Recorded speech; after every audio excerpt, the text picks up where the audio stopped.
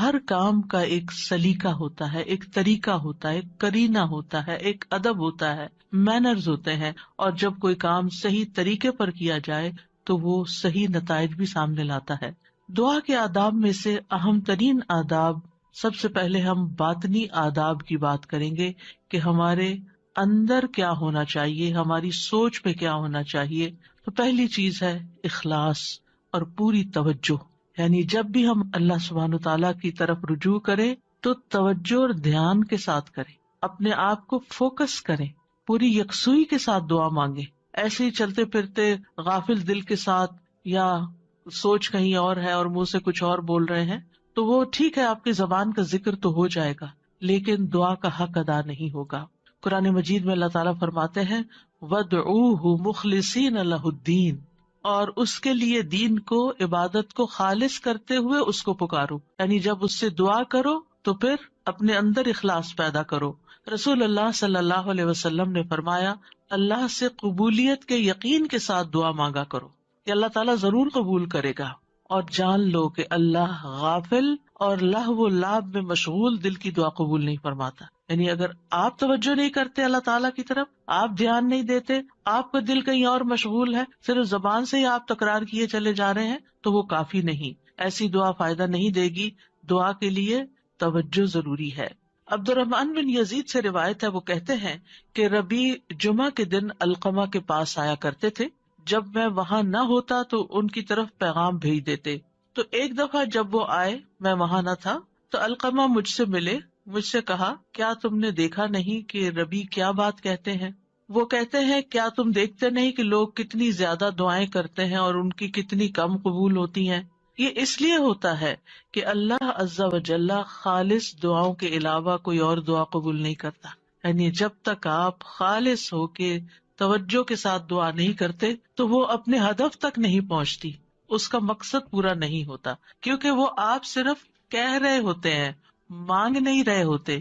تو آپ کو مانگنا ہے، اور مانگنے کے لیے عاجزی بھی چاہیے، مانگنے کے لیے دل کی تڑپ بھی چاہیے، اور خلوص بھی چاہیے، اور بار بار کی تکرار بھی چاہیے، اور اصرار بھی چاہیے۔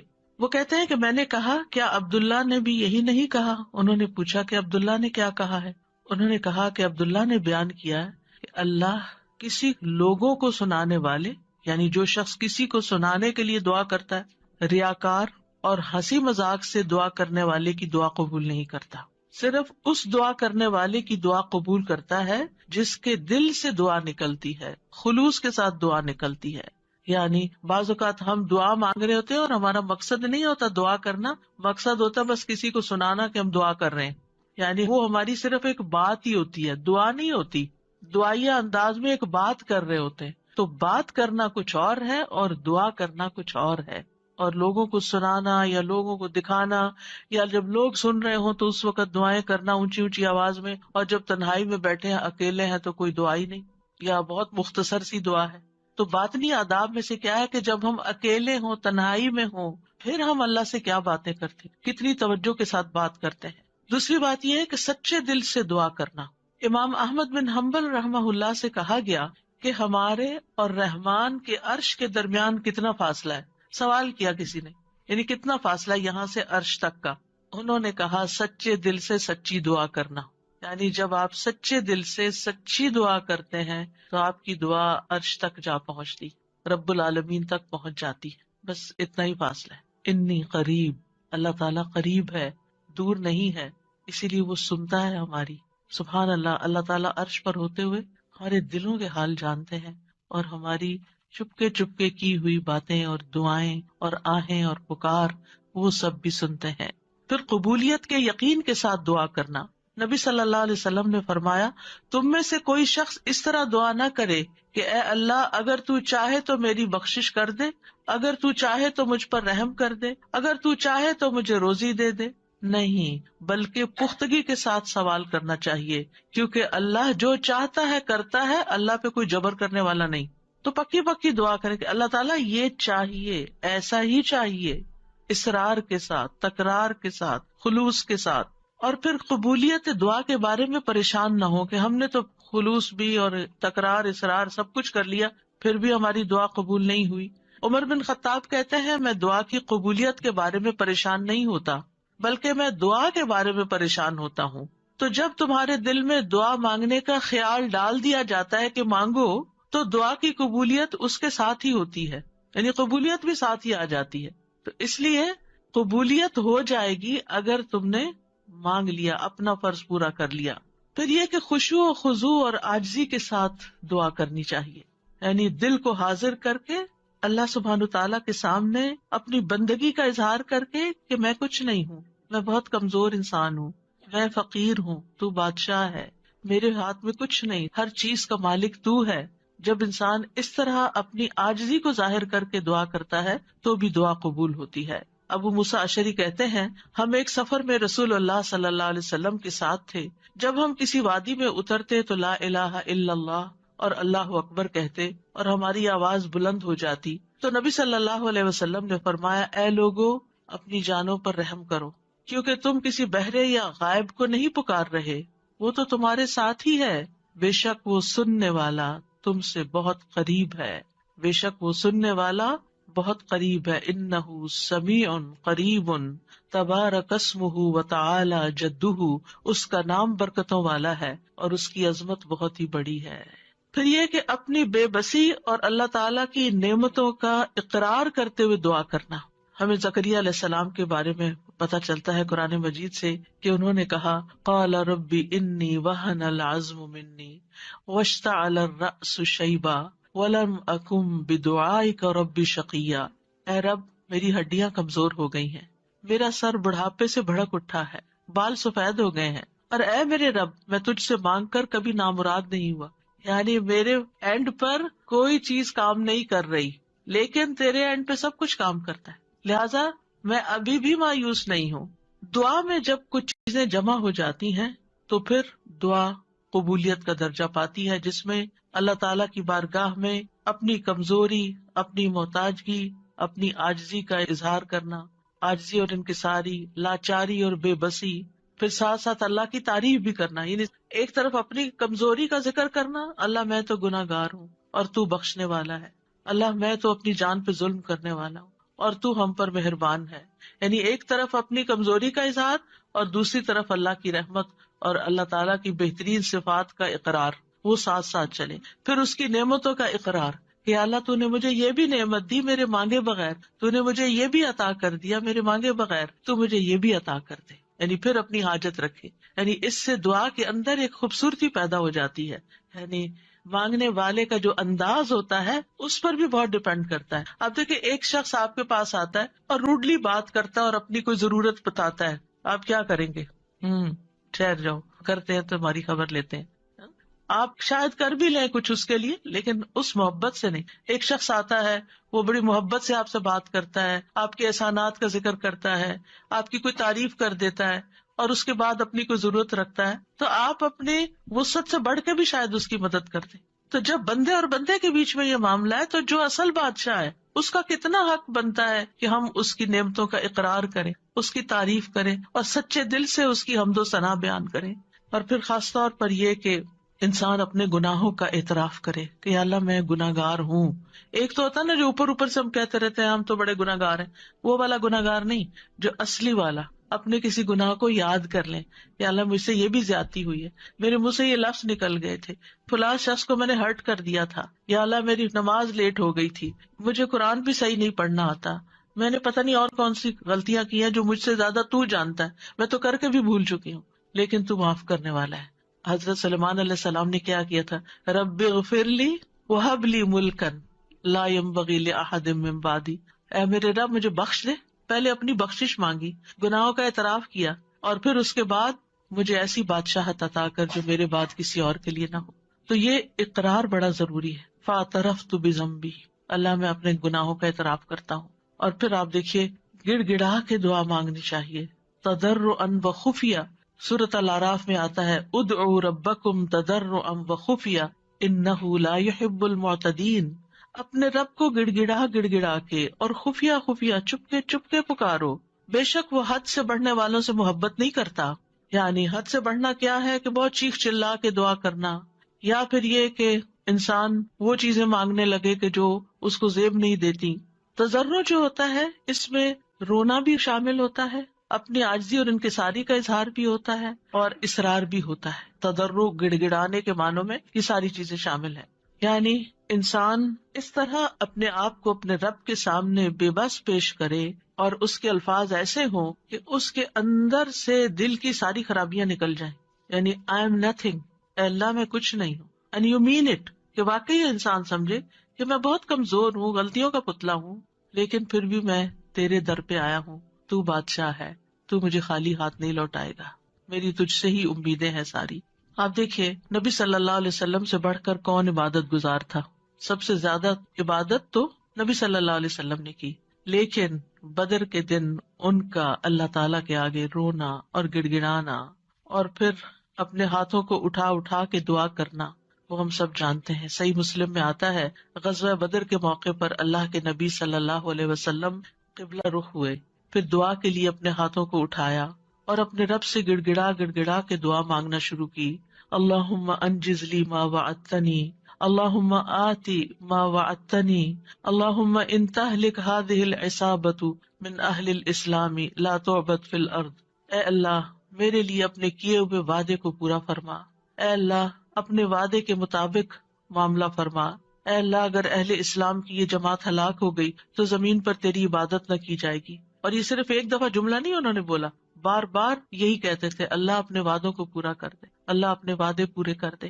آپ صلی اللہ علیہ وسلم برابر اپنے رب سے اپنے ہاتھ دراز کیے ہوئے، ہاتھ اٹھا کے قبلے کی طرف منہ کر کے دعا مانگتے رہے، یہاں تک کہ آپ کی چادر آپ کے شانے سے گر پڑی.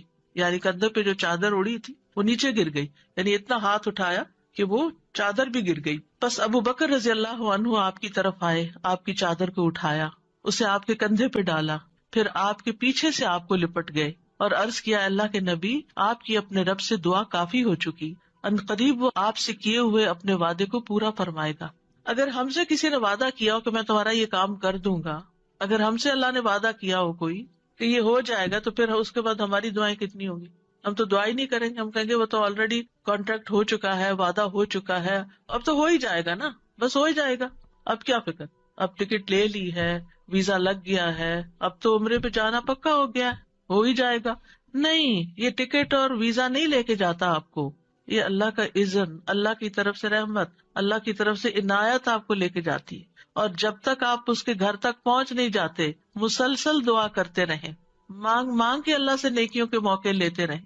کسی بھی موقع پر کوئی بھی نیکی کا کام کرنا ہو، اب مثلا نماز پڑھنے جا رہے ہیں آپ، تو آپ اللہ تعالیٰ سے دعا کریں، اللہ تعالیٰ نماز تو پڑھنے جا رہی ہوں، خوشبو آپ نے ڈالنا ہے، میرا دل آپ نے لگانا ہے، میرے لیے اس نماز کو آنکھوں کی ٹھنڈک آپ نے بنانا ہے، اس نماز میں میری محبت آپ نے ڈالنی ہے. کیونکہ نیکی کے کام بھی فار گرانٹیڈ نہ لیا کریں، یہاں ہو جائیں گے، بس یہ تو فرض ہے نا، ادا کر لیں گے، وضو کر لیا نا، جانماز بچھی ہوئی، کیا مشکل ہے، میں چلی جاؤں گی. نہیں، وہاں تک جانے کی توفیق بھی اللہ دیتا ہے، اور اچھا سا کام کرنے کی توفیق بھی اللہ تعالیٰ ہی دیتا ہے. اس لیے اس سے مانگتے رہے، چھوٹی چھوٹی چیزیں، یعنی جو بھی کام کرتے رہے، کھانا پکانے جا رہے ہیں تو دعا کریں یا اللہ بہت اچھا سا بن جائے. کوئی بھی کام، کسی سے کوئی ڈیل کرنے جا رہے ہیں، بازار جا رہے ہیں، کچھ خرید رہے ہیں، کچھ بھی کر رہے ہیں، تو دل دل میں اللہ تعالیٰ کو پکارتے رہیں، اللہ تعالیٰ سے کنیکشن ڈیولپ کریں، اللہ تعالیٰ سے راز و نیاز کیا کریں، اللہ تعالیٰ کو اپنے دل کے قریب محسوس کیا کریں.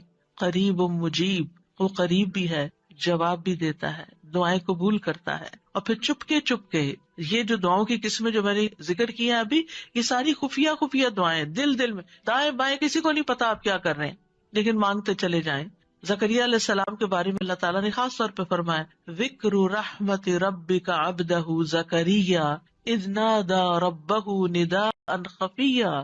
یہ آپ کے رب کی اس رحمت کا ذکر ہے جو اس نے اپنے بندے زکریا پر کی، جب اس نے اپنے رب کو چپ کے پکارا، چپ کے کسی کو نہیں پتا کیا مانگ رہے ہیں. اللہ تعالیٰ نے قرآن میں کھول دیا کیا مانگا، کیسے مانگا، سب کچھ ہمیں بتا دیا، وہ اپنے رب کو بتا رہے تھے. تو انسان کو چاہیے کہ پوشیدہ دعائیں بھی کرے، کیونکہ اللہ تعالیٰ کو یہ پسند ہے. اللہ سے وہی انسان تنہائی اور علیحدگی میں سرگوشی کرتا ہے جس کو یہ یقین ہو کہ اللہ تعالیٰ اس کے بہت قریب ہے. حسن بن ابی حسن کہتے ہیں کہ ہم نے اپنے زمانے میں ایسے لوگ پائے جو اپنے نیک اعمال میں سے جس عمل کو مخفی رکھنے پر قدرت رکھتے اس کو اتنا مخفی رکھتے کہ کسی کو پتہ نہیں چلتا تھا، چھپا کے عمل کیا کرتے تھے، اور دعا بھی اس میں سے ایک ہے. یعنی آپ دعا کریں چپ کے چھپا چھپا کے، صرف اپنے رب کے ساتھ شیئر کریں. آپ دیکھیں آپ اپنے سیکریٹس کس کے ساتھ شیئر کرتے ہیں؟ جس سے آپ کو سب سے زیادہ محبت ہوتی ہے، جو آپ کے سب سے زیادہ قریب ہوتا ہے، صرف فزیکلی نہیں، جو آپ کے دل کے قریب ہوتا ہے. تو اللہ سے بڑھ کر ہمارے دل کے قریب کون ہو سکتا ہے؟ اور اللہ سے بڑھ کر ہمیں محبت کس سے ہونی چاہیے؟ سب سے زیادہ محبت بھی اسی سے، اور سب سے زیادہ قربت کا احساس بھی اسی کے ساتھ، اور پھر سب سے زیادہ راز و نیاز بھی اسی کے ساتھ، مناجات بھی اسی کے ساتھ. تو جب انسان چپ کے دعا کرتا ہے تو اس کے بہت سے فائدے ہوتے ہیں. ایک تو انسان کے ایمان میں اضافہ ہوتا ہے کہ اللہ تعالیٰ خفیہ دعا سنتا ہے. دوسرا یہ ہے کہ اللہ سبحانہ وتعالیٰ رب کائنات ہے، بادشاہ ہے.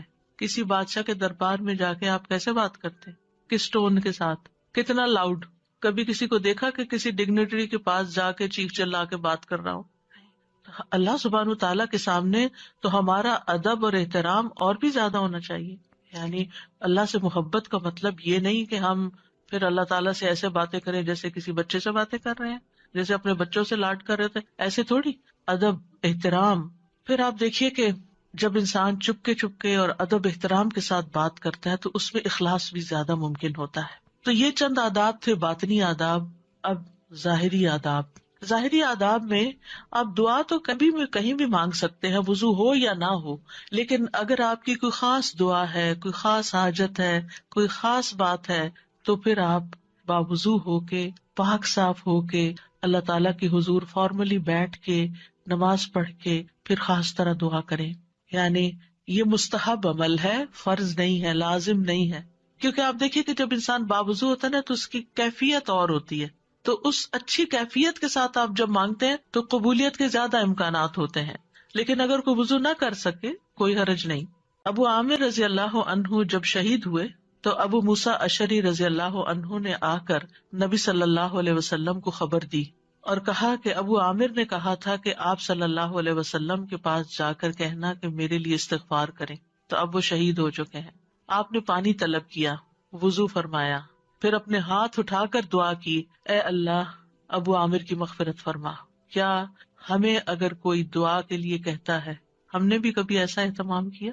پھر ہم اپنی اور رسول اللہ صلی اللہ علیہ وسلم کی امت کے لیے جو خیر خواہی ہے اس کا فرق دیکھ لیں کہ کوئی اگر ہمیں کہتا ہے کہ ہمارے لیے دعا کر دیں تو ہم اس کو الٹا بوجھ سمجھ لیتے ہیں. اور اس حدیث سے یہ بھی پتہ چلتا ہے کہ کسی کو اپنی بخشش کی دعا کے لیے کہنے میں کوئی حرج نہیں، اور خاص طور پر اپنے قریبی دوستوں اور اپنے بچوں کو یہ وصیت بھی کرنی چاہیے کہ خصوصاً مرنے کے بعد ہماری بخشش کی دعا ضرور کریں. سب سے بہترین تحفہ جو ہم کسی میت کو بھیج سکتے ہیں وہ اس کے لیے دل سے کی ہوئی بخشش کی دعا ہے. آج کل تو بس ایک رواج چل پڑا ہے کہ کوئی فوت ہوتا ہے گروپ میں ڈال دیتے ہیں اور سارے اٹھا کے کٹ پیسٹ کر کے دعائیں پیسٹ کرتے جاتے ہیں اور فارغ ہو جاتے ہیں، اور بیٹھ کے آرام سے سکون سے توجہ سے دعا نہیں کرتے کہ جانے والے کو اس وقت پتہ نہیں کیسی ضرورت ہوگی ہماری دعا کی.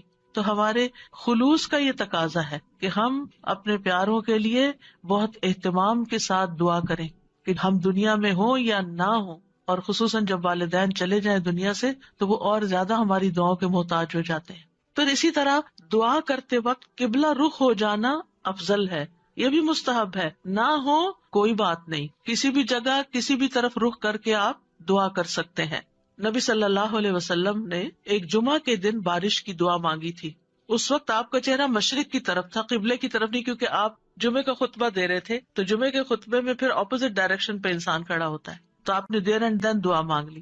لیکن اوور آل آپ دیکھیے کہ جب آپ عبادت کے وقت قبلہ رخ ہو کے بیٹھتے ہیں تو اس سے ایک پازیٹیو انرجی آپ کے اندر سے آتی ہے، آپ کو ایک فیلنگ آتی ہے، آپ کا فوکس بڑھ جاتا ہے. قبلہ ہے بھی کس لیے؟ ایک فوکس کے لیے نا، آرگنائز کرنے کے لیے نمازوں کو، کہ پوری دنیا کے جو نمازی ہیں وہ ایک ہی طرف رخ رکھے. اور اسی لیے آپ دیکھیں کہ جب ہم حرم شریف جاتے ہیں، کعبہ کے پاس جاتے ہیں، تو کتنی پازیٹیو انرجی لے کر آتے ہیں. ہماری سوچیں، ہمارے خیال، ہمیں سارے غم بھول جاتے ہیں، ساری پریشانیاں دور ہو جاتی ہیں، اور ایک اور خاص طرح کی انرجی ہمارے اندر آ جاتی ہے. تو اس لیے بہتر ہے کہ قبلے کی طرف منہ کر لیں، نہیں ہے تو کوئی بات نہیں. علی بن ابی طالب سے روایت ہے، ایک مرتبہ ہم رسول اللہ صلی اللہ علیہ وسلم کے ساتھ سفر پر روانہ ہوئے. جب ہم ہرہ میں اس سیراب کی ہوئی زمین پر پہنچے جو سعد بن ابی وقاص کی ملکیت میں تھی، تو رسول اللہ صلی اللہ علیہ وسلم نے فرمایا میرے لیے وضو کا پانی لاؤ.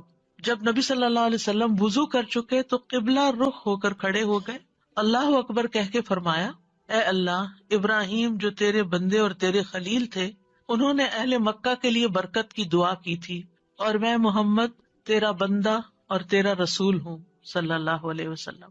میں تجھ سے اہل مدینہ کے حق میں دعا مانگتا ہوں کہ اہل مدینہ کے مد اور سا میں اہل مکہ کی نسبت دگنی برکت عطا فرما دے. مد اور سا پیمانے ہیں جن سے ناپ کے تول کی چیزیں دی جاتی تھی، اسکیلز ہیں. تو کس طرح نبی صلی اللہ علیہ وسلم نے اہتمام کے ساتھ دعا مانگی اور ابراہیم علیہ السلام کی پریکٹس کو سامنے رکھتے ہوئے اس کا ایک طرح سے واسطہ دیتے ہوئے کہ آپ نے ان کی دعا بھی سنی تھی، مدینہ والوں کے لیے میری دعا سنیں اور آپ اس برکت کو محسوس کرتے ہیں جب آپ وہاں جاتے ہیں. یہاں اس حدیث سے کیا پتہ چلتا ہے کہ آپ نے دعا کے لیے وضو بھی کیا اور دعا کے لیے قبلہ رخ بھی ہوئے، یعنی دونوں کام کی توجہ اور فوکس اور ایک ادب کے تقاضے کے تحت. ضروری نہیں کہ ہر وقت کیا جائے، لیکن کیونکہ اس وقت آپ نے نماز نہیں پڑھائی کوئی، خالی دعا کے لیے آپ نے یہ اہتمام کیا. پھر اسی طرح یہ کہ ہاتھ پھیلا کے ہاتھ اٹھا کے دعا کرنی چاہیے. رسول اللہ صلی اللہ علیہ وسلم نے فرمایا بے شک تمہارا رب تبارک و تعالی بڑی شرم والا اور بڑے کرم والا ہے. اس کو اس بات سے شرم آتی ہے کہ اس کا کوئی بندہ اس کے آگے ہاتھ پھیلائے اور وہ ان کو خالی لوٹا دے. یعنی آپ ہاتھ کرتے آگے تو خالی نہیں لوٹاتا، وہ آپ کو عطا کرتا ہے. اچھا بعض لوگ تو کیا کرتے ہیں، ایسے مٹھیاں بند کر کے ایک مٹھی کے نیچے دوسرا ہاتھ، اتفاق سے نظر پڑ جاتی ہے. کچھ لوگ نماز کے بعد ایسے بیٹھے ہوتے ہیں اور دعا کر رہے ہوتے ہیں. کچھ لوگ تو یہ ہے کہ ہاتھ سے اٹھاتے ہیں تو بس اس طرح ڈھیلے ڈھالے سے چھوڑ دیتے ہیں. تو کم از کم اتنے تو اٹھائیں کہ آپ کی بازو کو محسوس ہو کہ آپ کے ہاتھ اٹھے ہوئے ہیں، اور اوپر تو آپ جتنا چاہیں پھر لے جائیں. پھر اسی طرح ایک اور روایت میں ہے رسول اللہ صلی اللہ علیہ وسلم نے فرمایا جب تم اللہ سے سوال کرو تو اپنے ہاتھوں کی ہتھیلیوں کے ساتھ مانگا کرو، ہاتھ پھیلایا کرو، ہاتھوں کی پشت سے نہیں مانگو. الٹے ہاتھ سے نہیں دعا کرنی کہ آپ کے ہاتھ نیچے کی طرف ہو، یعنی ہتھیلی اندر ہو، جیسے کوئی چیز کسی سے مانگتے ہیں یا لیتے ہیں ایسے لینے والے انداز میں. پھر اسی طرح حمد و ثنا اور درود پڑھ کر دعا کرنی چاہیے. دعا مانگنے سے پہلے اللہ تعالیٰ کی خوب حمد و ثنا، تعریف اور اللہ تعالیٰ کی تسبیح اور اللہ تعالیٰ کی بڑائی بیان کرنی چاہیے اور اللہ تعالیٰ کے اچھے اچھے ناموں کا واسطہ دے کر اللہ سے دعا کرنی چاہیے. پھر نبی صلی اللہ علیہ وسلم پر درود بھیج کر اللہ تعالیٰ سے سوال کرنا چاہیے. ابن مسعود کہتے ہیں جب کوئی آدمی اللہ سے سوال کرنے کا ارادہ کرے تو پہلے وہ اللہ کی ایسی حمد و ثنا بیان کرے جو اس کے لائق ہے، پھر نبی صلی اللہ علیہ وسلم پر درود بھیجے، اس کے بعد دعا کرے. اس طرح ممکن ہے کہ وہ کامیاب ہو جائے، یعنی اپنی مطلوبہ چیز پا لے. پھر اسی طرح یہ ہے کہ جامع دعائیں کرنی چاہیے، کمپریہنسو. حضرت عائشہ کہتی ہیں کہ رسول اللہ صلی اللہ علیہ وسلم جامع دعا پسند فرماتے اور اس کے علاوہ کو چھوڑ دیتے. یہ بہت لمبی نہیں کرتے تھے، مختصر، یعنی بہت لمبی دعا اور بہت ڈیٹیل میں جانے کی بجائے جامع کلام اور اچھے کلمات کا انتخاب کیا جائے جس سے اللہ تعالیٰ کی رحمت ہماری طرف آئے. اچھے الفاظ کا جو چناؤ ہے اس کے بارے میں خطابی کہتے ہیں کہ انسان کو چاہیے کہ اپنی دعا کے لیے اور اپنے رب کی تعریف کے لیے اچھے الفاظ اور عمدہ کلمات کا انتخاب کرے، اور ان کلمات کا انتخاب کرے جن کے اندر یعنی تھوڑے لفظوں میں میننگ زیادہ ہو. جامع کا مطلب یہی ہوتا ہے کیونکہ یہ بندے کی مناجات ہے، یعنی بندے کی سرگوشیاں ہیں اس ہستی کے لیے جو سب سرداروں کا سردار ہے، کوئی اس جیسا نہیں، کوئی اس کے مشابہ نہیں. آپ دیکھیے کہ جب آپ کسی ایسے شخص کو کچھ نوٹ بھیجتے ہیں، چاہے وائس نوٹ ہو چاہے لکھ کر بھیجیں، جس کا آپ احترام کرتے ہوں، جس کو کوئی اہمیت دیتے ہوں، تو آپ کس طرح بات کرتے ہیں، کون سے الفاظ استعمال کرتے ہیں؟ سب سے اچھے الفاظ استعمال کرتے ہیں، خوبصورت انداز میں بات کرتے ہیں. اور اگر آپ کو اپنی بات پسند نہ آئے تو آپ کیا کرتے ہیں؟ میسج ڈیلیٹ کرتے ہیں، تو یہ ٹھیک نہیں ہے، دوبارہ کرتے ہیں اور ایسے انداز میں بات کرتے کہ دوسرے کو سمجھ آ جائے. تو اللہ سبحانہ وتعالیٰ سے ہم اس طرح بات کریں کہ جو خوبصورت الفاظ پر مبنی ہو، الفاظ کا چناؤ بھی اچھا ہو، لیکن اس چناؤ میں تصنع نہیں ہو، آرٹیفیشلٹی نہیں ہو، تکلف نہیں ہو، یہ پسند نہیں کیا گیا. ابن عباس کہتے ہیں کہ دعا میں قافیہ بندی سے پرہیز کرنا، یعنی پوئٹری نہیں بنا لیں دعا کو، کیونکہ میں نے رسول اللہ صلی اللہ علیہ وسلم اور آپ کے صحابہ کو پایا کہ وہ ہمیشہ اس سے اجتناب کرتے تھے. پھر اسی طرح دعا میں مبالغے سے پرہیز کرنا چاہیے. رسول اللہ صلی اللہ علیہ وسلم نے فرمایا ان قریب اس امت میں ایسے لوگ آئیں گے جو طہارت اور دعا میں مبالغہ کریں گے. طہارت میں مبالغہ کیا ہے کہ اب جیسے وضو کرنا ہے نا تو اس کے لیے اتنا پانی گرانا اور دھوتے چلے جانا اور بار بار دھونا کہ ابھی صاف نہیں ہوئے، ابھی میرا خیال ہے ہم پاک نہیں ہوئے. نہیں، اس میں انسان کو اعتدال اختیار کرنا چاہیے. نبی صلی اللہ علیہ وسلم تھوڑے سے پانی سے پورا وضو کر لیا کرتے تھے. اور اسی طرح دعا میں مبالغہ آرائی جو ہے وہ بھی پسندیدہ نہیں ہے. پھر اپنے گناہوں کا اعتراف کر کے توبہ استغفار کر کے دعا کرے. نبی صلی اللہ علیہ وسلم نے فرمایا، ایک بندے نے گناہ کیا اور کہا اے میرے رب میں نے گناہ کیا تو مجھے بخش دے. اس کے رب نے فرمایا کیا میرا بندہ جانتا ہے کہ اس کا کوئی رب ہے اور گناہ کی وجہ سے سزا بھی دیتا ہے؟ میں نے اپنے بندے کو بخش دیا، کیونکہ میرے بندے کا یہ یقین تھا کہ میرا رب بخشش فرمانے والا ہے، اسی لیے وہ میرے پاس آیا بخشش مانگنے کے لیے، تو میں نے اس کو بخش دیا. دعا کرنے والے کو پہلے اپنے لیے دعا کرنی چاہیے، پھر اپنے قریب والوں کے لیے، پھر دور والوں کے لیے. جیسے قرآن مجید میں آتا ہے ابراہیم علیہ السلام کی دعا، ربنا اغفر لی ولوالدی وللمؤمنین یوم یقوم الحساب. اللہ مجھے بخش دے، میرے والدین کو بخش دے اور سارے مومنوں کو بخش دے قیامت کے دن. رسول اللہ صلی اللہ علیہ وسلم جب کسی کا ذکر کرتے ہوئے اس کے لیے دعا کرتے تو پہلے اپنے لیے کرتے. پھر اسی طرح تکرار اور اسراء سے دعا کرنی چاہیے. نبی صلی اللہ علیہ وسلم جب دعا کرتے تو 3 مرتبہ دعا کرتے، ہر دفعہ نہیں لیکن جو خاص خاص دعائیں ہوتی. رسول اللہ صلی اللہ علیہ وسلم نے فرمایا جو شخص 3 مرتبہ اللہ سے جنت مانگے، جنت کہتی ہے اللہم ادخلہ الجنہ. یعنی آپ جب نماز میں یا بعد میں دعا کرتے ہیں کہ اللہم انی اسألک الجنہ، اللہم انی اسألک الجنہ، اللہم انی اسألک الجنہ، تو جنت کہتی ہے اللہم ادخلہ الجنہ. پھر اسی طرح جو بھی ضرورت ہو اس کے لیے صرف 1 دفعہ دعا کر کے چھوڑ نہ دی جائے بلکہ کثرت سے مانگتے رہیں. ابو درداء کہتے ہیں جو کثرت سے دروازہ کھٹکھٹاتا ہے قریب ہے اس کے لیے کھول دیا جائے، جو کثرت سے دعا مانگتا ہے قریب ہے کہ اس کی دعا قبول کر لی جائے. پھر اسی طرح پوری کوشش لگا دینی چاہیے، اللہ کی رحمت سے مایوس نہیں ہونا چاہیے. یہ نہیں کہنا چاہیے کہ 20 سال ہو گئے یہ دعا کرتے ہوئے ابھی تک قبول نہیں ہوئی. نہیں، مانگتے رہیں. ہر دعا کی قبولیت کا ایک وقت ہے. یعقوب علیہ السلام کی دعا کتنے سالوں میں جا کے قبول ہوئی، بعض کہتے ہیں 40 سال بعد، اس سے بھی زیادہ بتاتے ہیں. اسی طرح ابراہیم علیہ السلام کی جو دعا نبی صلی اللہ علیہ وسلم کے بارے میں تھی کئی ہزار سال کے بعد وہ قبول ہوئی. پھر اسی طرح باقی پیغمبروں کی بھی جو دعائیں ہیں، یعنی ہم دیکھتے ہیں دونوں طرح سے معاملات ہیں، فوری طور پر بھی اور تاخیر سے بھی، کیونکہ یہ اللہ تعالیٰ کو پتا ہے کہ ہمارے لیے کیا بہتر ہے. کیونکہ بعض اوقات اگر ہماری کوئی دعا فوری قبول ہو جائے تو ہو سکتا ہے کہ وہ ہمارے لیے نقصان دہ ہو جائے. پھر حلال روزی کا اہتمام کرنا. نبی صلی اللہ علیہ وسلم نے ایک شخص کا ذکر کیا جو طویل سفر کرتا ہے، پریشان ہے اور اس کے بال خاک آلود ہو رہے ہیں. وہ اپنے ہاتھ آسمان کی طرف پھیلا کر کہتا ہے اے رب اے رب، حالانکہ اس کا کھانا حرام، اس کا پینا حرام، اس کا پہننا سب حرام چیزوں سے ہے، اسے حرام ہی سے خوراک دی گئی، پھر اس کی دعا کیسے قبول ہو؟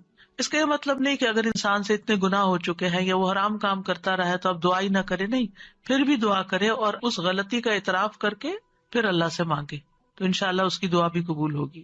پھر اسی طرح جب انسان خوشحالی کی حالت میں ہو، آسودگی ہو، سب کچھ ہے، پھر بھی دعائیں مانگے کہ اللہ ان نعمتوں کو برقرار رکھنا، اور خاص طور پر آخرت کی مانگتا رہے.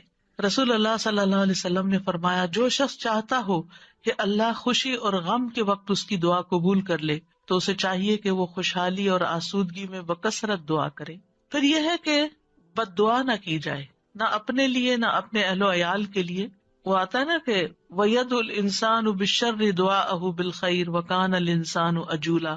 اور انسان برائی کی اسی طرح دعا کرتا ہے جیسے وہ بھلائی کی دعا کرتا ہے، یعنی بد دعا کر لیتا ہے اپنے لیے، اور انسان بہت جلد باز ہے.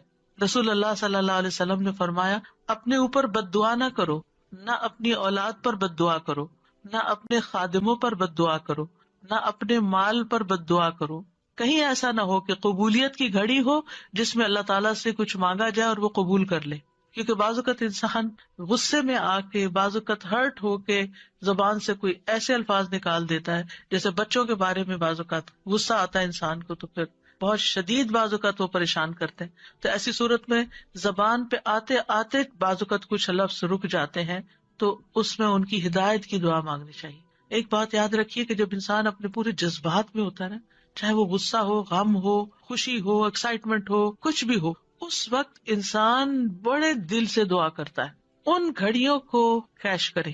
یا عام طور پر تم ڈھیلے ڈھیلے ٹھنڈے ٹھنڈے دعائیں مانگ رہے ہوتے ہیں نا، کوشش کر کر کے فوکس کر رہے ہوتے ہیں، لیکن جس وقت ہم سخت پریشان ہوتے ہیں یا سخت ضرورت پڑ جاتی ہے، کچھ کھو جاتا ہے، کچھ ہو جاتا ہے ایسا کہ جو ہمارے اوپر بہت گراں گزرتا ہے، تو ہم ہل جاتے ہیں. وہ جو ہلنا ہے نا، اس وقت آپ اپنے رب کو بہت شدت سے پکاریں، تو وہ شدت جو ہے وہ انشاءاللہ فائدہ دے گی. یعنی اپنے آپ کو ڈائیورٹ کر لیں، بجائے غصہ لوگوں پہ نکالنے کے اور غلط باتیں کرنے کے کہ جو پلٹ کے اپنے اوپر ہی آئے. کیونکہ اگر آپ کسی کو بھی بد دعا دیتے ہیں اور وہ اس کا اہل نہیں، وہ واپس آپ پر ہی آ جائے گی. تو اس لیے بہت احتیاط کی ضرورت ہے. تو چینلائز کر لیں اپنے غصے کو، چینلائز کر لیں اپنے غم کو، چینلائز کر لیں اپنی انتہائی ایکسائٹمنٹ کو. اس طرح پھر انسان کے اندر سے دعا نکلتی ہے، آنسو بھی آ جاتے ہیں اور انسان اللہ تعالیٰ کو اپنے قریب محسوس کرتا ہے. پھر اسی طرح گناہ یا قطع رحمی کی دعا نہیں کرنی چاہیے. یعنی گناہ تو یہ ہے کہ انسان کسی غلط کام کا سودا کر رہا ہے اور اس کے لیے دعا کرے اور آپ سے بھی کہے کہ آپ دعا کریں، حالانکہ وہ غلط کام کرنے چاہ رہا ہے، تو اس کے لیے دعا نہیں کرنی چاہیے. دوسرا یہ ہے کہ قطع رحمی نہ ہو. قطع رحمی کیا ہوتی ہے کہ مثلاً کوئی کہے اپنے کسی بچے کے بارے میں یا اللہ اس کو میری آنکھوں سے دور کر دے، اس قسم کی دعائیں نہیں کرنی چاہیے، یہ بددعا میں شامل ہو جاتی ہے. اور جلد بازی نہیں کرنی چاہیے کہ بس فوراً ابھی قبول ہو، نہیں تو میں تو آئندہ دعا نہیں کروں گی. اب آپ دیکھیے کہ دعا کے معاملے میں ایک اور چیز بھی ہے، اور وہ ہے دعا میں وسیلہ اختیار کرنا. تو دعا میں کچھ وسیلے جائز ہیں، کچھ جائز نہیں. جائز وسیلے کیا ہیں؟ نمبر 1، اسماء حسنہ کو وسیلہ بنا کے دعا کرنا.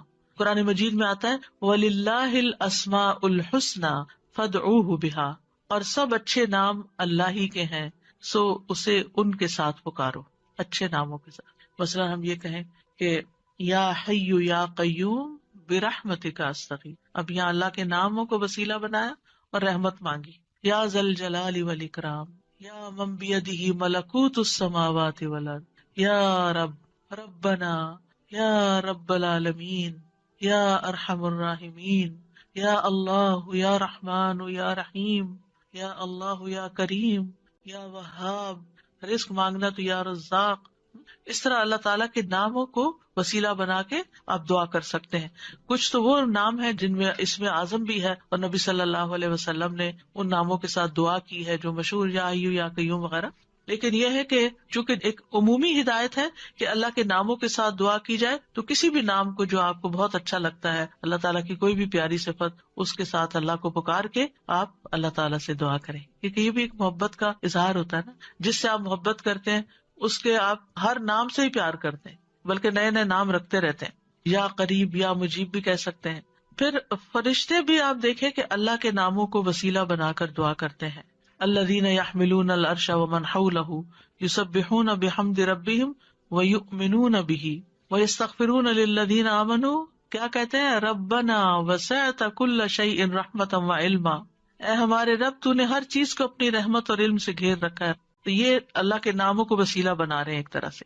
اس کے بعد کہتے ہیں فاغفر للذین تابوا، اللہ جو توبہ کرتے ہیں، واتبعوا سبیلک کہ تیرے رستے پہ چلتے ہیں، ان کو بخش دے، وقہم عذاب الجحیم، اور انہیں جہنم کے عذاب سے بچا لے.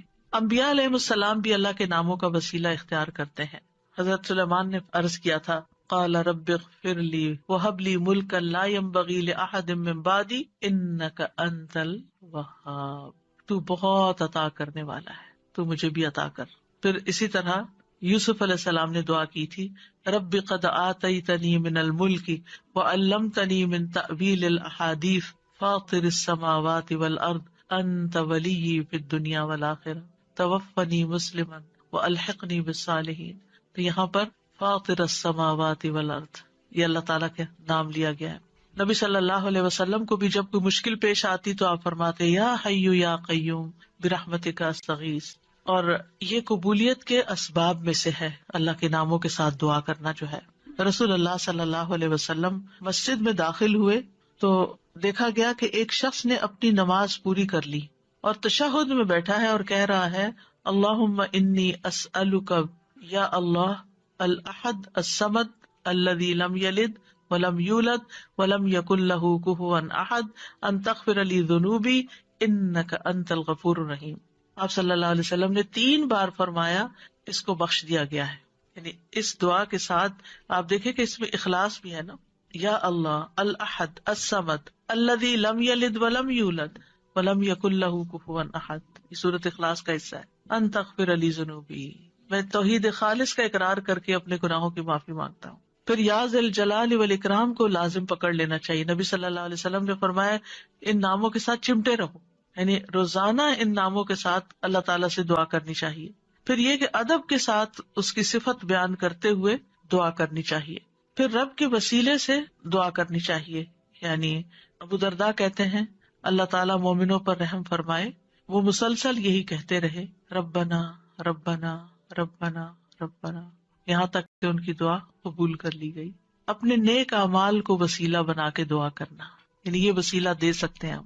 اور اس کی دلیل وہ غار والے ہیں جو غار میں پھنس گئے تھے. 3 لوگ انہوں نے اپنے اپنے نیک عمل کو وسیلہ بنا کر دعا کی تو غار کے دروازے یا دھانے سے بھاری پتھر ہٹ گیا جو 3 لوگ مل کے بھی ہٹا نہیں پا رہے تھے. پھر اپنے ایمان لانے کو وسیلہ بنا سکتے ہیں. الذین یقولون ربنا اننا آمنا فاغفر لنا ذنوبنا وقنا عذاب النار. جو لوگ کہتے ہیں اے ہمارے رب، بے شک ہم ایمان لے آئے تو ہمارے لیے ہمارے گناہوں کو بخش دے، یعنی ہمارے ایمان کی وجہ سے ہمارے گناہوں کو بخش دے اور ہمیں آگ کے عذاب سے بچا لے. پھر زندہ نیک لوگوں کی دعا کے ساتھ وسیلہ پکڑنا، یعنی ان سے دعا کروانا. نیک لوگوں میں سے اگر کوئی آدمی زندہ ہے، آپ کے والدین ہیں، سارا وقت عبادت میں لگے رہتے ہیں، کوئی غیبت چگلی نہیں کرتے ادھر ادھر، نانا نانی دادا دادی بزرگ ہو جاتے ہیں نا، یا والدین بھی بزرگ آپ کے پاس ہیں اور آپ دیکھتے کہ سارا دن یا وہ تسبیح کر رہے ہیں یا وہ قرآن پڑھ رہے ہیں یا وہ نمازیں پڑھ رہے ہیں اور عمر کے اس حصے میں پہنچ گئے ہیں کہ اب وہ کوئی برا کام نہیں کرتے، تو ان سے بھی خاص دعا کروانی چاہیے.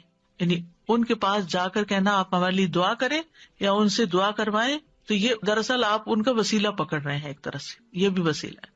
مثلاً آپ کہہ سکتے ہیں کہ آپ میرے لیے دعا کریں اللہ تعالیٰ مجھے بخش دے، یا اگر رزق کا معاملہ ہے تو رزق یا شفا چاہیے تو اللہ تعالیٰ سے دعا کریں اللہ تعالیٰ میری بیماری دور کر دے، یا جو بھی کوئی مسئلہ ہو. یا اسی طرح یہ کہ اگر بارش نہیں برس رہی ہے اور کوئی لوگوں کے لیے پرابلم ہو رہی ہے تو ان سے کہہ سکتے ہیں کہ وہ بھی خاص دعا کریں. حضرت عمر رضی اللہ عنہ جو تھے رسول اللہ صلی اللہ علیہ وسلم کے چچا عباس کی دعا کو انہوں نے وسیلہ بنایا تھا. انس بن مالک کہتے ہیں جب کبھی عمر رضی اللہ عنہ کے زمانے میں قحط پڑتا تو عمر رضی اللہ عنہ عباس بن عبد المطلب کے وسیلے سے دعا کرتے تھے اور فرماتے اے اللہ، پہلے ہم تیرے پاس اپنے نبی کا وسیلہ لایا کرتے تھے تو پانی برساتا تھا، اب ہم اپنے نبی کے چچا کو وسیلہ بناتے ہیں تو ہم پر پانی برسا، یعنی ان سے بھی دعا کرواتے. تو انس رضی اللہ عنہ کہتے ہیں چنانچہ انہوں نے ایک دفعہ ایسے کیا تو خوب بارش برس پڑی. تو یہ جو کسی سے جا کے کہنا کہ آپ دعا کریں اس میں کوئی حرج نہیں، لیکن صرف ایک رسم بنا لینا ہر وقت دعا کے لیے کہتے رہنا، آپ دوسرے کے لیے دعا شروع کر دیں فرشتہ آمین کہے گا وہ آپ کو وہی لگ جائے گی. یعنی اس کو ایک رسم نہ بنائیں. یعنی لوگوں نے نا شدت اختیار کر لی ہے، یعنی ایکسٹریم پہ چلے گئے، یا ہر وقت یہی کہتے رہتے ہیں بس دعا کریں دعا کریں دعا، یا پھر دوسری طرف کہتے کسی کو بھی نہ کہیں دعا کریں. تو یہ دونوں چیزیں ٹھیک نہیں، اعتدال میں رہیں. ایک عورت اپنے بچے کو لے کر نبی صلی اللہ علیہ وسلم کی خدمت میں حاضر ہوئی اور عرض کیا اے اللہ کے نبی، اس کے حق میں اللہ سے دعا کیجیے اور میں 3 بچوں کو دفن کر چکی ہوں، یعنی اس سے پہلے میرے 3 بچے فوت ہو چکے ہیں، آپ اس کے لیے دعا کیجیے. آپ نے پوچھا تم نے 3 بچوں کو دفن کیا ہے؟ اس نے کہا ہاں. آپ نے فرمایا تم نے پھر جہنم سے ایک مضبوط بندش باندھ لی ہے، یعنی اللہ تعالیٰ تمہارے لیے ان بچوں کی وجہ سے آگ سے تمہیں بچا لے گا. تو یہ دعا کا ایک طرح سے وسیلہ بن گیا. اب کچھ وسیلے ناجائز بھی ہیں تو ان کا بھی پتہ ہونا چاہیے. ان میں سے فوت شدہ نیک آدمی کو وسیلہ بنانا اس کی ممانعت ہے. کیوں؟ اس لیے کہ وہ نہیں ہماری باتیں سنتے، وہ ہمارا حال نہیں جانتے. قرآن مجید میں سورۃ فاطر میں آتا ہے والذین تدعون من دونہ ما یملکون من قطمیر ان تدعوہم لا یسمعوا دعاءکم ولو سمعوا ما استجابوا لکم وَيَوْمَ الْقِيَامَةِ يَكْفُرُونَ بِشِرْكِكُمْ وَلَا يُنَبِّئُكَ مِثْلُ خَبِيرٍ. اور وہ جنہیں تم اس کے سوا پکارتے ہو وہ کھجور کی گٹلی کے چھلکے کے مالک بھی نہیں ہے. کتنی باریک سی، آپ رمضان آ رہا ہے نا تو کھجوریں کھائیں گے تو وہ چھلکا ضرور اتار کے دیکھیں کہ کیا چیز ہو، ہاتھ سے مسل دے تو نظر بھی نہیں آتا. یعنی اللہ کے سوا کوئی اتنی چیز کا بھی اصل مالک نہیں ہے. یہ ہم مانتے ہیں ہمارے پاس جو کچھ اللہ نے ہمیں دے رکھا ہے. فرمایا اگر تم انہیں پکارو تو وہ تمہاری پکار سنتے ہی نہیں. یہ جو لوگوں نے ایک ڈھنگ بنا رکھا ہے نا بزرگوں کی قبروں پہ جا کر ان سے کہتے ہیں آپ ہمارے لیے دعا کریں، بھی وہ فوت ہو چکے ہیں، وہ کیسے سن سکتے ہیں؟ آپ کو اگر کوئی بے ہوش کر دے تو آپ کو کوئی بات نہیں سنائی دیتی، آپ سوئے پڑے ہو تو آپ کو سنائی نہیں دیتی، تو آپ فوت ہو کے کیسے کسی کی باتیں سننا شروع ہو گئے؟ اور اگر وہ سن بھی لے تو تمہیں جواب نہیں دے سکتے. اگر وہ سن لیں. اللہ چاہے تو کسی کو بھی سنوا سکتا ہے. اور خاص طور پر جب میت کا حساب کتاب ہو رہا ہوتا ہے شروع میں، تو اس وقت وہ جوتوں کی چاپ وغیرہ سنتا ہے. اگر اس وقت کوئی کہے کہ اس وقت میں اس نیک انسان سے کہتا ہوں اور یہ سن رہا ہے کیونکہ جوتوں کی چاپ سن رہا ہے تو میری بات بھی سن لے گا، مستجابوا لکم، وہ تمہیں جواب نہیں دے سکتے، تمہارے لیے کچھ کر نہیں سکتے. اس وقت ان کو اپنی پڑی ہے، ان کا تو اپنا امتحان ہونے لگا ہے، وہ تمہارے لیے کہاں سے دعائیں کریں گے. اور قیامت کے دن تمہارے اس شرک کا انکار کر دیں گے. اور آپ کو خوب خبر رکھنے والے اللہ کی مانند کوئی بھی خبر نہیں دے سکتا. یہ اللہ تعالیٰ نے آپ کو بتایا ہے کہ یہ ممکن نہیں کہ مردے سے آپ جا کے کہو کہ آپ ہمارے لیے دعا کریں. اچھا، بعض لوگ کہتے ہیں وہ شہید ہوتے ہیں، تو شہید وہ ہوتے ہیں اور مردہ نہیں کہتے اس کو، لیکن ان کا بھی تعلق ہماری دنیا سے نہیں ہے، وہ اپنی جنتوں میں ہے. قرآن مجید میں ایسے لوگوں کی مذمت کی گئی ہے جو اپنے اور رب کے بیچ میں غیر اللہ کو وسیلہ بناتے ہیں. سورۃ الزمر میں آتا ہے، الا للہ الدین الخالص والذین اتخذوا من دونہ اولیاء ما نعبدهم الا لیقربونا الی اللہ زلفی ان اللہ یحکم بینہم فیما ہم فیہ یختلفون ان اللہ لا یہدی من هو کاذب کفار. خبردار، خالص دین صرف اللہ ہی کا حق ہے، اور وہ لوگ جنہوں نے اس کے سوا اور حمایتی بنا رکھے، اللہ کو چھوڑ کے اوروں کو اپنا مددگار سمجھ رکھا ہے، وہ کہتے ہیں ہم ان کی عبادت نہیں کرتے مگر اس لیے کہ یہ ہمیں اللہ سے قریب کر دیں. ہم بزرگوں کی قبر پہ اس لیے جاتے ہیں کہ وہاں زیادہ دعا قبول ہوتی. یہ کہاں سے پتا چلا آپ کو؟ الا لیقربونا الی اللہ زلفی، اچھی طرح قریب کر دیں. یقیناً اللہ ان کے درمیان اس کے بارے میں فیصلہ کرے گا جس میں وہ اختلاف کر رہے ہیں. بے شک اللہ اس شخص کو ہدایت نہیں دیتا جو جھوٹا اور بہت ناشکرا ہو. ایسے لوگ پھر کسی کی سنتے بھی نہیں. آپ کو معلوم ہے نا، دور جاہلیت میں لوگ بتوں کی پوجا کرتے تھے، وہ ان کو خدا نہیں سمجھتے تھے. وہ کہتے تھے یہ خدا کے اوتار ہیں اور ہم یہ سمجھتے ہیں کہ ان کی سفارش سنی جاتی. اور وہ بت کن کے ہوتے تھے؟ پاسٹ کے نیک لوگوں کے، جیسے قوم نوح نے بت بنا لیے تھے. لیکن یاد رکھیے جو آیت ہم ریپیٹڈلی ہر روز سنتے ہیں اور ہر روز اس کا معنی جانتے ہیں، اس میں وَإِذَا سَأَلَكَ عِبَادِي عَنِّي وَإِنِّي قَرِيبٌ، کوئی واسطہ وسیلہ بیچ میں نہیں. میں خود اپنے بندے کے قریب ہوں، کسی اور کو بیچ میں لانے کی کیا ضرورت ہے؟ ڈائریکٹ اس کو پکارے. جیسے آپ اپنا کیس خود پیش کر سکتے ہیں، کوئی اور نہیں آپ کے لیے کر سکتا. جو چوٹ آپ کو لگی ہوئی ہے، جو غم آپ کے دل میں ہے، وہ کسی اور نے نہیں ایکسپیرینس کیا. لہٰذا اس دکھی ٹوٹے دل کے ساتھ جب اللہ سے مانگیں گے تو کیوں نہیں سنے گا؟ ضرور سنے گا. اب دعا کی قبولیت کے کچھ اوقات. اگرچہ انسان ہر وقت دعا کر سکتا ہے، لیکن کچھ ٹائم دوسرے ٹائمز کی نسبت زیادہ قبولیت والے ہوتے ہیں، جن میں سب سے پہلے آذان. حدیث میں آتا ہے آذان اور اقامت کے درمیان دعا رد نہیں کی جاتی، لیکن پہلے آپ اذان کا جواب دیں، اذان کے بعد والی دعا پڑھیں، دروشی پڑھیں اور پھر مانگیں، قبول ہو جائے گی. پھر فرض نمازوں کے بعد، سبحان اللہ، ہر روز 5 دفعہ فرض نماز ادا کرتے ہیں، اس کے فوراً بعد دعا قبول ہوتی ہے. ابو امامہ کہتے ہیں رسول اللہ صلی اللہ علیہ وسلم سے پوچھا گیا کون سی دعا زیادہ قبول ہوتی ہے؟ آپ نے فرمایا رات کے آخری حصے میں اور فرض نمازوں کے بعد مانگی جانے والی دعا. اس میں دونوں طریقے سے آپ مانگ سکتے ہیں. ایک سلام پھیرنے سے پہلے جہاں ربی جالنی پڑھتے ہیں وہاں بھی اپنی دعائیں مانگ سکتے ہیں، اور دوسرے سلام کے بعد بھی یاد آئے تو اس وقت بھی مانگ سکتے ہیں. پھر دوران سجدہ رسول اللہ صلی اللہ علیہ وسلم نے فرمایا جہاں تک سجدے کا تعلق ہے تو اس میں خوب دعا کرو، یہ دعا اس لائق ہے کہ تمہارے حق میں قبول کی جائے. اور سجدے کی حالت میں انسان اللہ کے بہت قریب ہوتا ہے تو اس وقت خوب دعا کرنی چاہیے. کئی لوگوں کا سوال ہوتا ہے کہ کیا اس میں قرآنی دعا کر سکتے ہیں؟ جی، ایز اے دعا آپ کر رہے ہیں تو قرآن کے الفاظ بھی ہوں تو پڑھ سکتے ہیں. ہاں، تلاوت نہیں کر سکتے لیکن دعا کر سکتے ہیں، مسنون دعائیں بھی کر سکتے ہیں. اپنی زبان میں نہیں باتیں کر سکتے وہاں، اللہ یہ کہ آپ نماز کے بعد کسی وقت دل چاہے اور آپ سجدے میں پڑھ کے اپنے دل کی باتیں کریں. پھر رات کا آخری حصہ، فجر کی اذان سے پہلے کا وقت، نبی صلی اللہ علیہ وسلم نے فرمایا تمام اوقات سے زیادہ بندہ پچھلی رات میں رب کے سب سے زیادہ قریب ہوتا ہے. بس اگر تم سے ہو سکے تو تم اس گھڑی کو یاد کرنے والوں میں سے بن جاؤ تو ضرور بن جاؤ، یعنی اس وقت تم ضرور اللہ کو یاد کرو، اس وقت دعائیں کرو. پھر جمعہ کے دن ایک خاص گھڑی. ابو ہریرہ روایت کرتے ہیں رضی اللہ عنہ کہ رسول اللہ صلی اللہ علیہ وسلم نے جمعہ کے دن کا تذکرہ کیا. آپ نے فرمایا اس میں ایک گھڑی ایسی ہے کہ کوئی مسلمان بندہ نماز پڑھتے ہوئے اللہ سے جو بھی مانگتا ہے اسے ضرور عطا کر دیا جاتا ہے.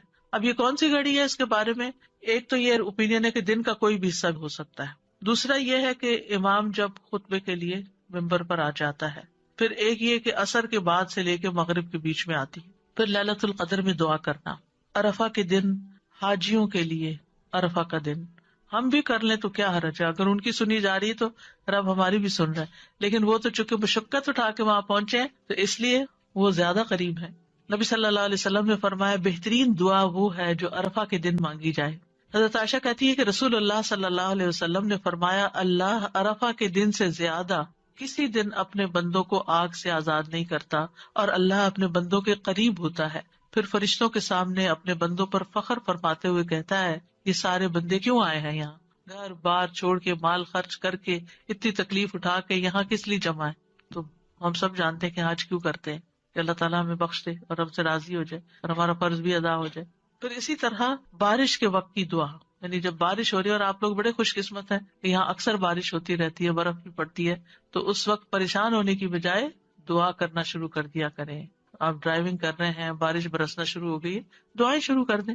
پھر مصیبت کے وقت، جس سے پہلے بھی میں نے عرض کیا نا کہ جب انسان جذبات کی پیک پہ ہوتا ہے تو اس وقت اس کے الفاظ اور ہی طرح کے ہوتے ہیں۔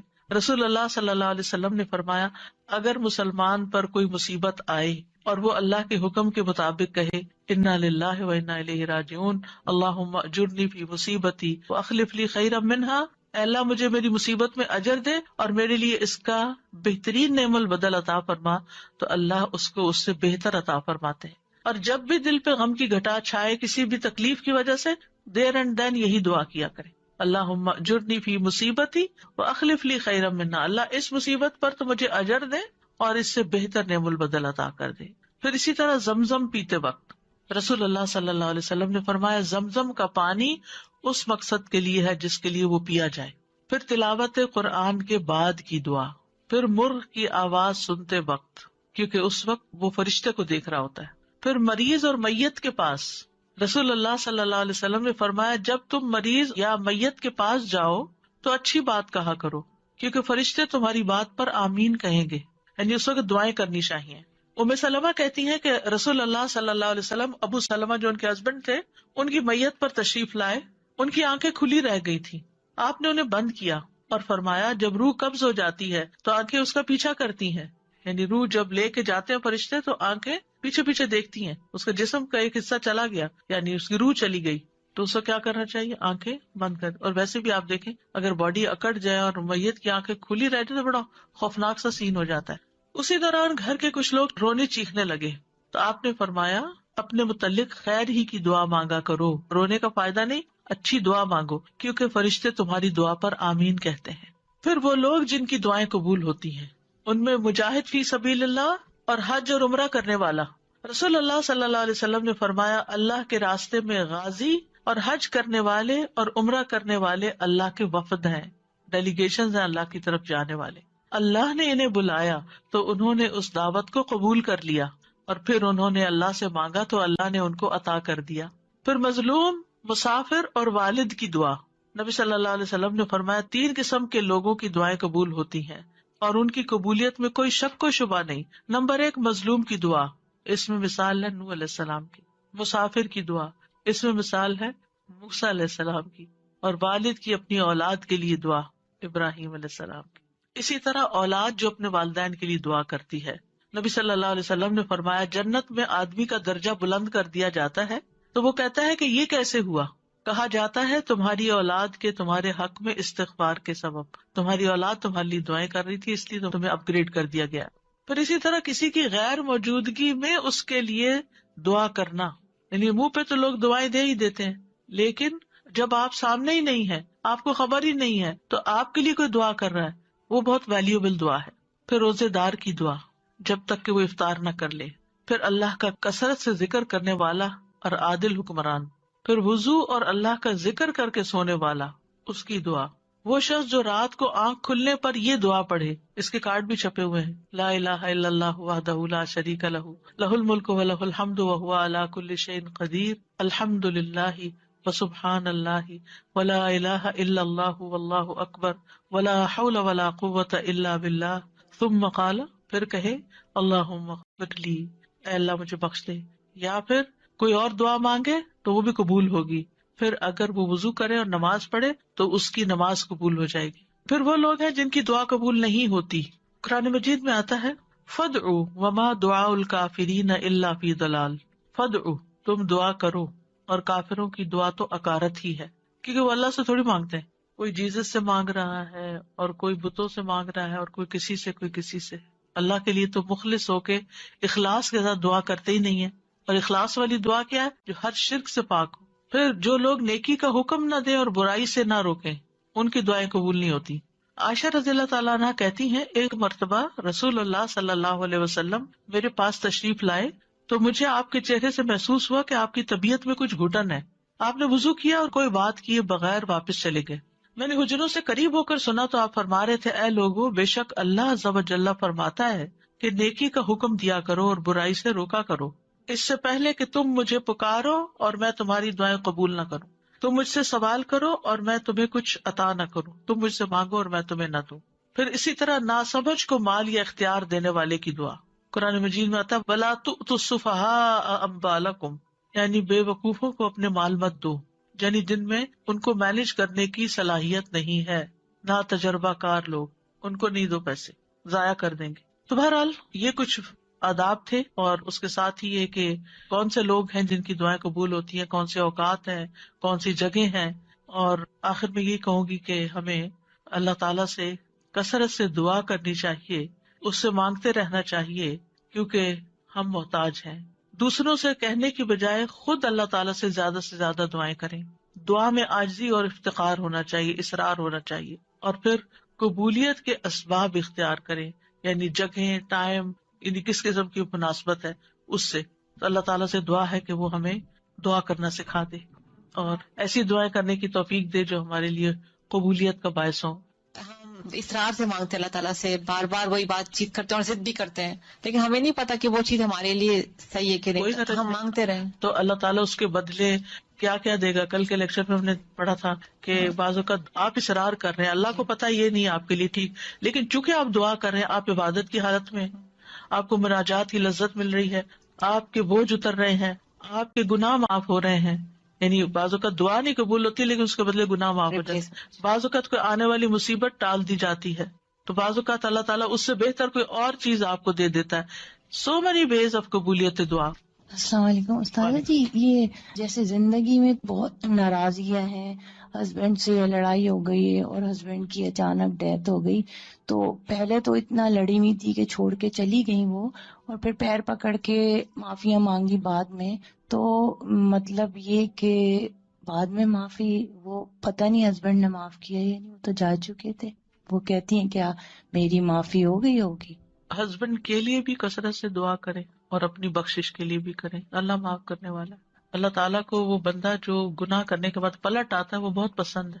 ایک اور، جیسے جب ہم نماز پڑھ رہے ہوتے ہیں تو ایسے اللہ تعالیٰ کی بڑائی بیان کرتے ہیں، جیسے سبحان اللہ و بحمدہ عدد، تو وہ ہم درود شریف اس کے بعد پڑھیں اللہ کی بڑائی بیان کر کے.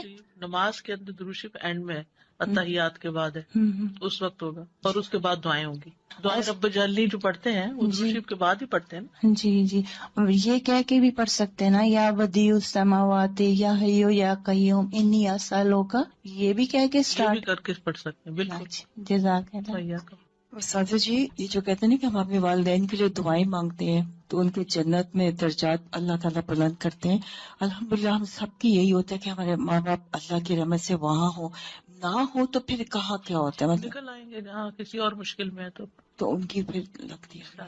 ایمان کے ساتھ تو امید ہے نا یہی. نہیں، انشاءاللہ امید تو بالکل سب کو یہی ہوتی ہے کہ وہاں ہے، لیکن یہ کہ اگر کہیں اللہ نہ کرے کہ کہیں اور بھی ہیں یا ان کا حساب سخت ہو رہا ہے یا کوئی اور ایسی مسئلہ آ گیا ان کو، تو اس سے نکل آئیں گے دعاؤں کی بدولت. آپ نے دیکھا ہوگا کئی لوگ خواب میں آتے ہیں اور خواب میں آ کے کہتے ہیں ہمارے لیے دعا کرو یا ہمارے لیے صدقہ کرو، یا اپنی کوئی پریشانی بتاتے ہیں، یا آپ ان کو برے حال میں دیکھتے ہیں تو پھر آپ ان کے لیے صدقہ اور دعا وغیرہ کرتے ہیں.